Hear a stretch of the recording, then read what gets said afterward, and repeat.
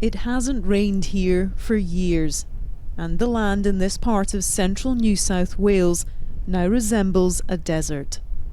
There are rivers which no longer flow, and the land is so dry there is nothing for the animals to eat.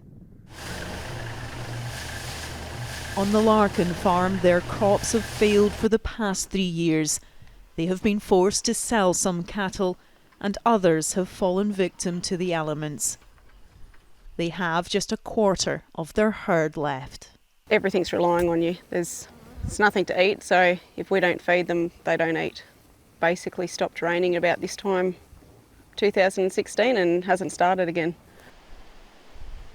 150 kilometres further south, Kevin Kilby is also struggling. For the first time this year, he's had to buy feed for his sheep. He says this drought is more severe than any his family have had to face.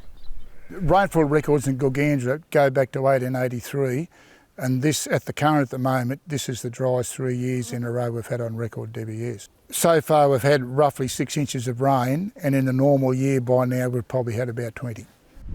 This year's harvest is set to be the lowest in a decade, and the country has been forced to import grain.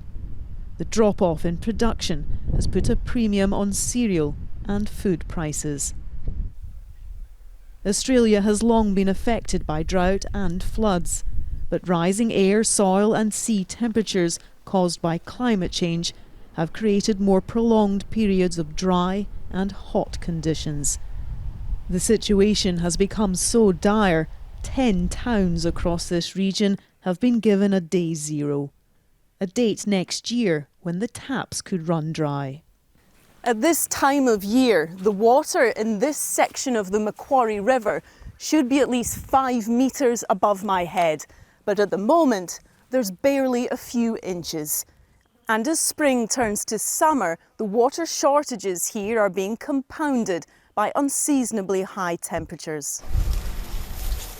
A combination of the parched land and temperatures up to 10 degrees above average has led to an earlier start to the bushfire season. Dozens of homes have been destroyed, and one of the latest fires ripped through a koala sanctuary, killing hundreds of Australia's native animal.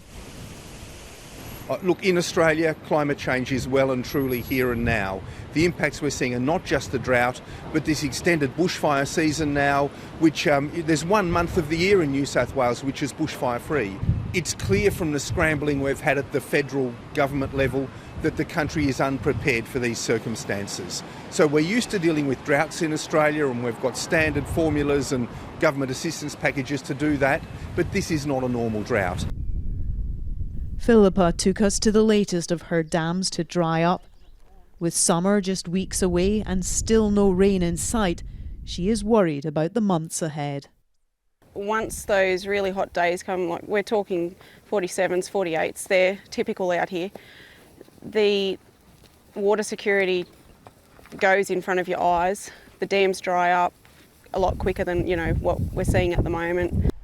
In vast parts of rural Australia, water supplies are reaching a critically low level. This is the harsh reality for communities where heat, drought and the environment are being pushed to the extreme by climate change. Debbie Edward, News at 10, New South Wales, Australia.